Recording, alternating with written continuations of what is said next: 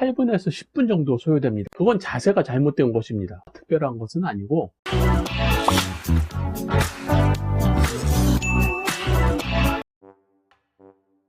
안녕하세요. 대한민국 스키터 아놀드입니다.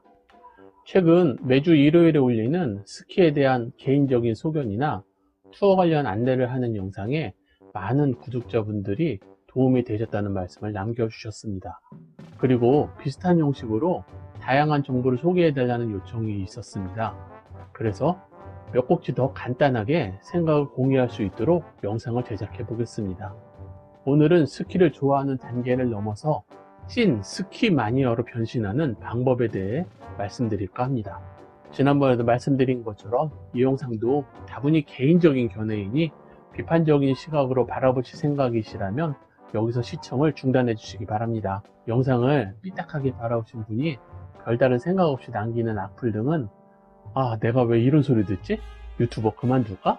등등 저같이 심성이 여린 유튜버에게는 마음에 큰 상처를 남깁니다. 가끔은 속상해서 문성이를 안고 잉잉잉 울 때도 있습니다. 그래도 응원해 주시는 분들이 훨씬 많기 때문에 다시 힘을 내서 영상을 제작합니다. 본론으로 들어가겠습니다. 찐 스키 마니아가 되기 위한 구체적인 실천 방법은 스키 지구력 증진을 바탕으로 해서 7가지를 말씀드리겠습니다. 첫 번째는 원런으로 내려가기입니다. 우리나라는 용평의 레인보우 파라다이스, 무주 실크로드 같은 코스가 가장 긴 슬로프인데 제가 주창하는 티턴 방식으로 천천히 쉬지 않고 내려오면 8분에서 10분 정도 소요됩니다. 두 곳 모두 강력한 급경사 구간도 없고 혼잡해서 속도가 떨어지는 구간도 별로 없습니다. 그런데 그런 곳을 내려오는데 20분 또는 30분씩 소요되는 분들도 많이 있습니다. 초급자분들은 당연히 천천히 내려올 수밖에 없습니다. 여기서 말하는 분들은 스키 마니아가 되려는 중급 이상의 실력을 가진 분들이 저보다 2배, 3배 느리게 내려오는 상황을 말씀드리는 것입니다. 그렇게 느리게 내려오는 이유는 뭘까요? 당연히 중간에 2번, 3번씩 쉬기 때문입니다. 물론 풍광을 감상하며 쉬엄쉬엄 내려오는 것은 아무런 문제가 없습니다. 하지만 힘들어서 중간에 반드시 쉬어야 되는 상황이라면 문제가 있습니다. 즉 최소 10분 이상 멈추지 않고 달릴 수 있는 안정적인 스키 자세의 유지가 필요한데 그것을 못하고 있다는 것이 핵심입니다. 모든 운동에서 공통적으로 이야기하는 기본이 있습니다. 힘을 빼라입니다. 힘을 쓰는 운동에서 힘을 빼라니 처음에는 이해할 수 없는 말입니다. 그런데 본인이 어느 정도 운동 수준에 올라가면 조금씩 힘을 빼는 방법을 터득하게 됩니다. 처음 스키를 신고 보겐을 배우던 때를 떠올려 보십시오. 얼마나 다리에 힘을 줬는지 허벅지가 터질 것 같았던 기억이 누구나 있을 것입니다. 그런데 지금은 보겐에서 전혀 힘들이지 않고 살짝만 눌러주면 쉽게 회전을 할 수 있습니다. 그게 힘을 뺀 결과입니다. 스키를 탈 때 특히 우리나라 같이 10km가 넘는 코스가 전혀 없는 환경에서는 모든 코스를 한 번에 활강할 수 있어야 됩니다. 안정적이고 편안한 자세라면 누구나 10분 이상 활강이 가능합니다. 만약 힘들어서 중간에 쉬어야 된다면 그건 자세가 잘못된 것입니다.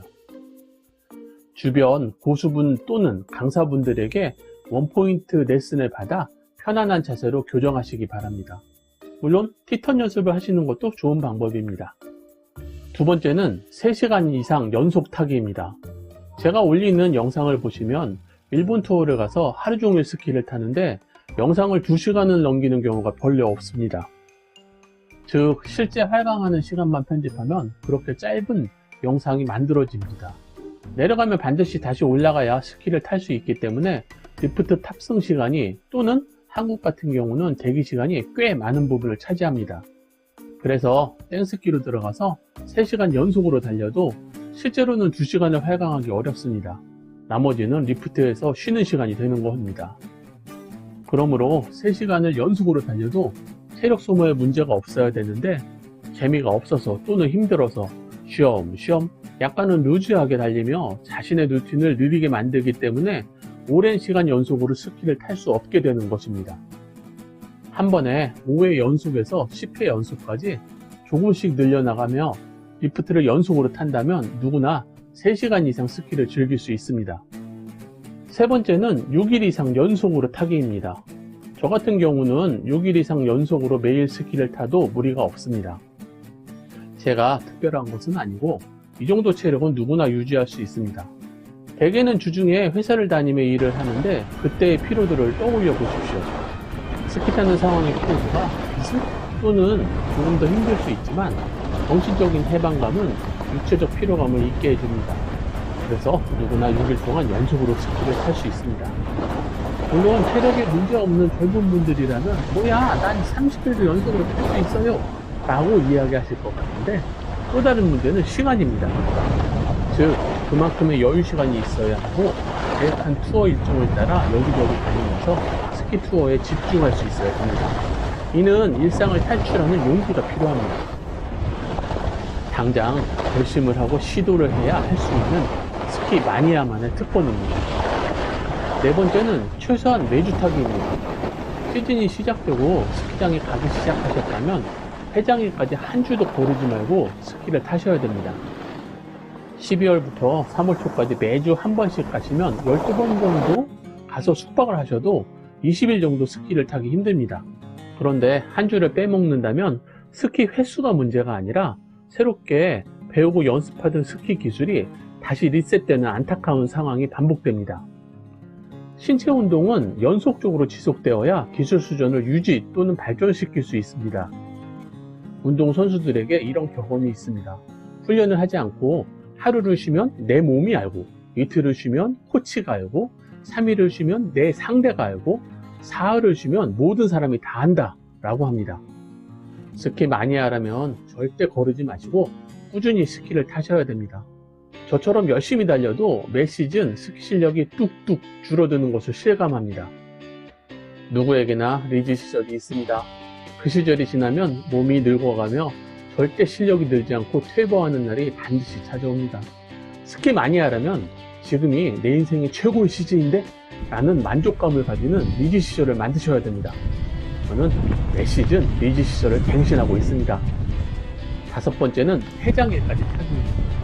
용평이나 힙합 폐장일에 가보면 슬로프 전체에 스키 마니아 분들이 가득합니다. 시즌이 끝나는 아쉬움도 있지만 시즌을 잘 끝내는 만족감도 있습니다. 이건 설명이 필요 없고 그냥 가보시면 알게 됩니다. 스키 개장일에는 기대감을 가지고 폐장일에는 행복감을 가져가실 수 있습니다. 여섯 번째는 비시즌의 영상, 정보 검색을 하고 투어 계획을 만들기입니다. 시즌이 끝나면 한동안 일상으로 돌아오는 시간이 필요합니다. 그러면 어느새 초여름입니다. 가성비 영상에서 말씀드린 것처럼 곧 스키 시즌 항공권 판매가 시작됩니다. 돌아오는 시즌에 투어 일정을 편성하기 위해 스키장 코스, 숙소, 이동순환 등 준비할 것이 만만치 않습니다. 저 같은 경우는 7, 8월 정도까지 최종 일정을 확정하고 항공, 숙박, 렌트카까지 선구매를 합니다. 물론 국내 투어 일정도 숙박이 필요한 경우는 이 시점에 예약과 결제까지 마무리합니다. 당연히 이때는 방도 많고 가격도 저렴한 편입니다. 이렇게 준비하면 마음이 든든해지며 여유있게 시즌을 기다릴 수 있습니다. 마지막은 비시즌 체력 유지를 위해 꾸준한 운동하기입니다. 몇 년 전에 제가 했던 연구에서 스키어들의 비시즌 운동을 조사한 적이 있었습니다. 결과는 골프가 가장 많았습니다. 최근 실내 연습장이 많이 생기면서 접근성이 좋아진 것이 영향을 미쳤다는 것을 확인되었습니다. 비시즌에는 골프뿐만 아니라 어떤 운동이라도 꾸준히 하셔야 됩니다. 특히 스키같이 하체를 많이 쓰는 운동을 위해서는 골프나 자전거, 등산처럼 하체의 다른 근육을 충분히 사용하는 운동이 좋습니다. 물론 테니스 같은 전신 운동은 최고입니다. 처음에는 스키를 잘 타기 위해 비시즌 운동을 해야 된다는 의무감으로 시작하셔도 좋습니다. 그렇게 의무감으로 시작한 운동에서 본인에게 맞는 비시즌 운동을 찾는다면 그 운동 종목에서 스키와는 다른 재미와 행복감을 느낄 수 있습니다. 비시즌 운동으로 새로운 종목을 시작하신다면 레슨을 시작하시는 편이 더 오래 할 수 있다는 조언을 드립니다. 마무리하겠습니다. 여러분들은 열정을 가지고 계속 도전해서 달리려는 분들이기 때문에 끝까지 이 영상을 시청하고 계십니다. 돈, 시간, 가족 관계가 모두 해결되어도 본인의 몸 상태가 스키를 달릴 수 없다면 말짱 꽝입니다. 이 영상에서 소개하는 방법으로 운동 루틴을 만드신다면 분명히 100살 이상까지 충분히 스키를 즐길 수 있습니다. 여러분 모두 행복한 스키 인생을 누리시기 바랍니다. 영상이 도움이 되셨다면 좋아요, 구독을 눌러주세요. 시청자 여러분들의 구독과 좋아요, 응원하는 댓글은 정말 힘이 됩니다. 그런데요, 마음에 상처 주는 악플은 정중하게 사양해요. 은성이가 잉잉잉잉 하고 울어요.